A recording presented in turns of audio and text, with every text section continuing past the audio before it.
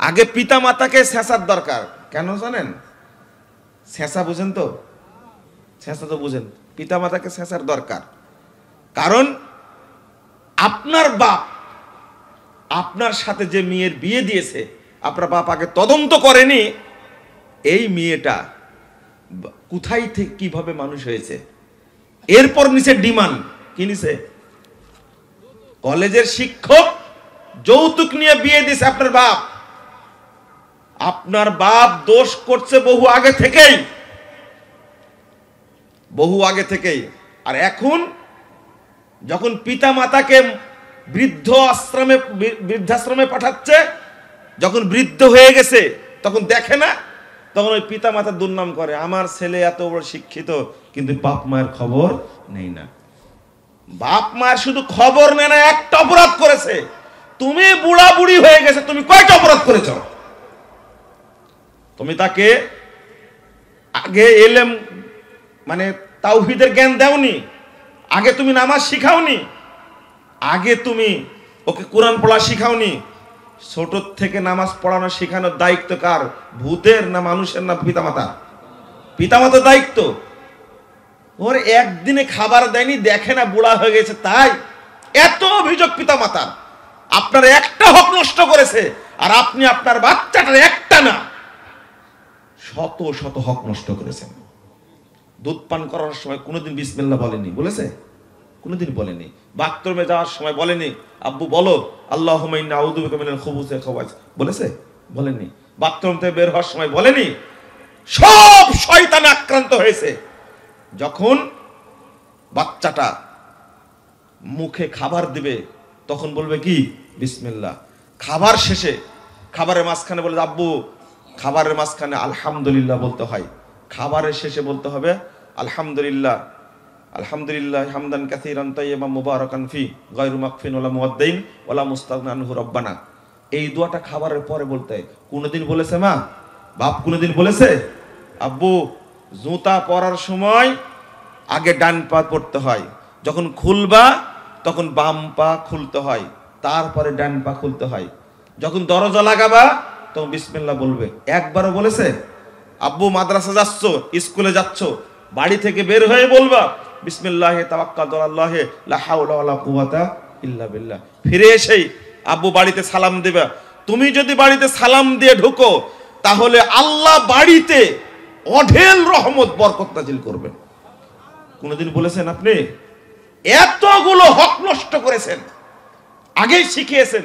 সূরা ফাতিহা না শিখে আগেই শিখিয়েছেন। নতুন নতুন পায়রাগুলো ঝুটন বেঁধেছে, ও পারেতে ছেলেমেয়েরা নাইতে নেমেছে। কি শিখাইছে? ইংরেজি আগে শিখাইছে, আল্লাহ বলা শিখায়নি। বলে তো বাবু র্যাট মানে কি? ইঁদুর। কি চমৎকার শিখাইছে। ক্যাট মানে কি? বিড়াল। এগুলো শিখাইছে। কোনদিন কি এই দ্বীনি বিষয় শিখেছে? আব্বু আম্মুর জন্য দোয়া করতে হয়, আব্বু পড়ো রব্বির হামহুমা কামা রব্বায়ানি সগীরা, এইভাবে মুসাফা করতে হয়, এইভাবে মসজিদে যেতে হয়। কোন দোয়া জানে না। ঘুমানোর সময় আব্বু পড়ো আল্লাহুম্মা বিসমিকা আমুতু ওয়া আহিয়া। ঘুম থেকে ওঠার সময় বলতে হবে আলহামদুলিল্লাহিল্লাযী আহিয়ানা বা'দা মা আমাতানা ওয়া ইলাইহিন নুশুর। কোনদিন বাপ মা শিখাইছে? কতটা হক নষ্ট করেছে। হাত ধরে ছেলেকে নিয়ে যেতে হতো মসজিদে, ফজর আজানে হয়েছে, ছেলেকে ডেকে দিবে, ঘুমায় এমন ঘুমায় ডাকছে ঠিকই, কিন্তু কিন্ডারগার্টেনে পাঠানোর জন্য ডাকছে, নার্সারিতে পাঠানোর জন্য ডাকছে। কোনোদিন ওযু করায়নি, কোনোদিন ওযু করায়নি। মা ছেলেকে দাঁড়িয়ে পেশাব করা শেখাচ্ছে, আব্বু এখানে এইভাবে দাঁড়াও, দাঁড়িয়ে মেরি দাও। এই বাপ মা ছেলেটার কতটা হক নষ্ট করেছে। হাদিস বলে, কুরআনের আয়াত বলে, আল্লাহ রাব্বুল আলামিন বলেছেন 30 নম্বর আয়াত সূরা রুম, ফিতরাতাল্লাহিল্লাতী ফাতারান নাসা আলাইহা। আল্লাহ বলছেন প্রত্যেকটা মানুষকে ফিতরাতের উপরে আল্লাহ সৃষ্টি করেছেন, ইসলামের উপরে। 1385 নম্বর হাদিসটা খুলুন, সহিহ বুখারী, কুল্লু মাউলুদিন ইউলাদু আলাল ফিতরা ফাআবাওয়াহু ইউহাব্বিদানিহি আও ইউনাসসিরানিহি আও ইউমাজ্জিসানিহি। প্রত্যেকটা সন্তান জন্ম নেয় ইসলামের উপরে, কিন্তু তার পিতা মাতা তাকে ইহুদি বানায়, তার পিতামাতা তাকে খ্রিস্টান বানায়, তার পিতামাতা তাকে অগ্নি পূজক বানায়। এটা কে বলছেন? আল্লাহ রাসূল মুহাম্মদ সাল্লাল্লাহু আলাইহি সাল্লাম বলছেন। তাহলে আল্লাহর এখানে দোষ দিবেন কেমনে? রাসূলের দোষ দিবেন কিভাবে? দোষ পিতামাতা, সমাজের দোষ। আপনি আপনার সন্তানকে জরুরি, এই যে বেহায়া আপনার মধ্যে গেছে কেন? অস্ত্র হাতে তুলেছে কেন? অস্ত্র হাতে তুলেছে কেন? অন্য মেয়েকে ধর্ষণ করে কেন? আজকের যে অবস্থা, বাসে কোনো মেয়ে নিরাপদ না, ট্রেনে কোনো মেয়ে নিরাপদ না, হোস্টেলে কোনো মেয়ে নিরাপদ না, কক্সবাজারে গেছে সেখানেও কি নিরাপদ না। কি হচ্ছে তাহলে? আপনাকে বলবো কেন নিরাপদ না? আপনার ছেলে ধর্ষক হলো কেন? ধর্ষক হওয়ার কারণ হলো, মদখোর হওয়ার কারণ হলো, সন্ত্রাসী হওয়ার কারণ হলো, এই ছেলেকে মানুষ করেছেন যে টাকা দিয়ে, এই টাকা হলো হারাম টাকা, দুর্নীতির টাকা। এটা দুর্নীতির টাকা দিয়ে খাওয়াইছেন, ও জীবনে মানুষ হবে কোনোদিন না। অফিসের টাকা চুরি হয়ে যাচ্ছে জানে না, ব্যাংকের টাকা চুরি হয়েছে জানে না, হাজার হাজার কোটি টাকা পাচার হচ্ছে দেশ থেকে, কেউ জানে না।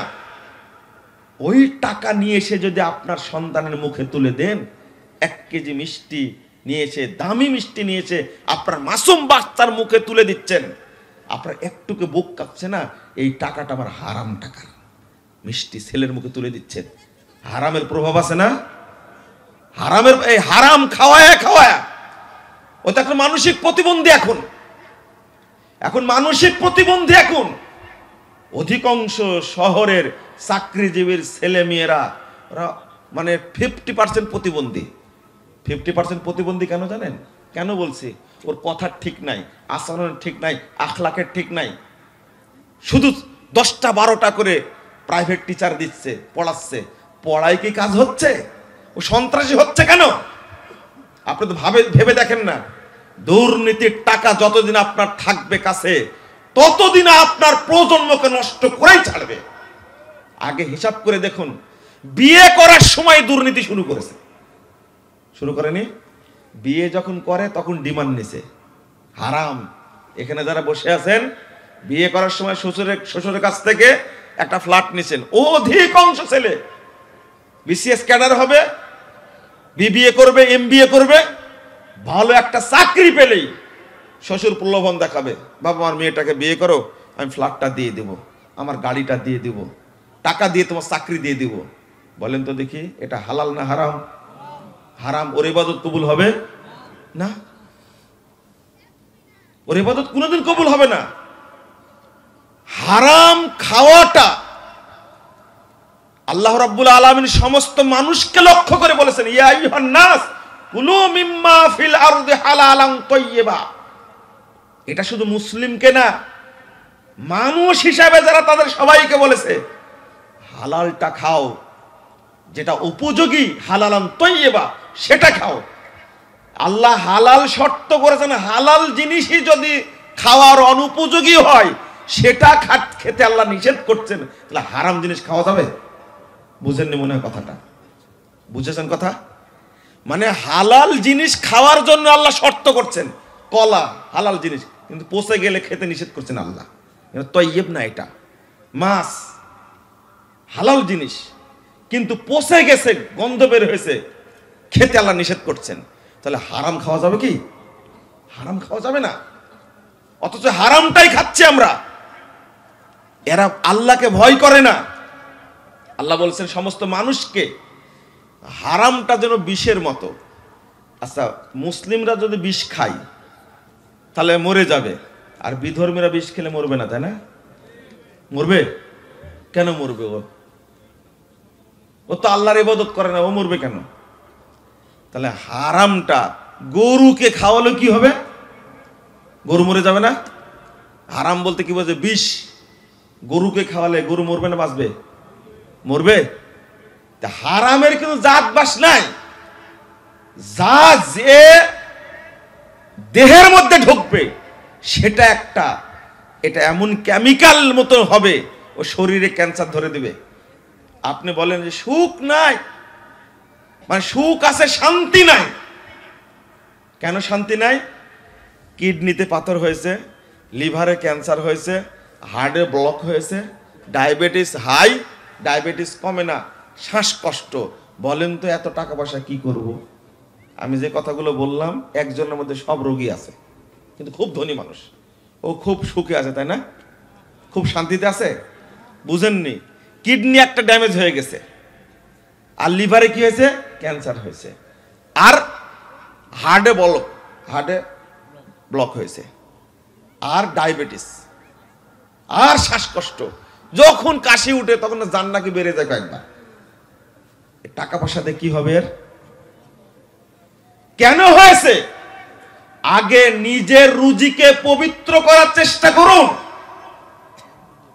চলেন, যদি আপনার স্ত্রী হয় হাজেরার মতো, আর আপনি যদি ইব্রাহিমের মতো, আমি বলি এইভাবেই, যদি বাপ হয় ইব্রাহিম, মা যদি হয় হাজেরা, এইরকম আখলাকের মতো হয়, তাহলে সন্তান ইসমাইলের মতোই জন্ম নেবে ইনশাআল্লাহ। এখন যে সমস্ত দিনী ভাইয়েরা, ছাত্রছাত্রীরা, যুবক যুবতীরা যারা বর্তমানে আলহামদুলিল্লাহ অনেক তরুণ ছেলে বিশ্ববিদ্যালয়ে পড়ছে, মাদ্রাসায় পড়ছে, কলেজে পড়ছে, তারা 5 ওয়াক্ত সালাত জামাতের সাথে পড়ে। তারা মিথ্যা কথা বলে না, পিতা মাতার সাথে খারাপ আচরণ করে না। এখন বাংলাদেশে লাখো লাখো যুবক আছে আলহামদুলিল্লাহ। যখনই যেখানে যাই যুবকদের সাথে দেখা হয়, তাদেরকে উৎসাহিত করি। যদি রাসূল সাল্লাল্লাহু আলাইহি ওয়াসাল্লাম যে সমাজ গঠন করেছিলেন যুবকদের নিয়ে, আমরা যদি গঠন করতে পারি, আমরা যদি যুবকদের কাছে ওই কর্মসূচি ধরিয়ে দিতে পারি, আল্লাহর রাসূল যেমন সমাজকে সংস্কার করেছিলেন, বর্তমানেও সমাজ সংস্কারে অনেকটুকু এগিয়ে যাবে ইনশাআল্লাহ। কেমন হতে হবে? প্রথম বলবো, প্রত্যেক যুবক ছেলে যাদের বুদ্ধি হয়েছে, বুঝ হয়েছে, প্রথম দায়িত্ব হলো পিতামাতার। এরপর যখন বুদ্ধি হবে তখন দায়িত্ব হলো সন্তানের। আল্লাহ রাব্বুল আলামিন বলেছেন, লাকাদ কানা লাকুম ফি রাসূলিল্লাহি উসওয়াতুন হাসানাহ, তোমাদের জন্য সর্বোত্তম আদর্শ নিহিত রয়েছে কার মধ্যে? মুহাম্মদ সাল্লাল্লাহু আলাইহি ওয়াসাল্লামের মধ্যে।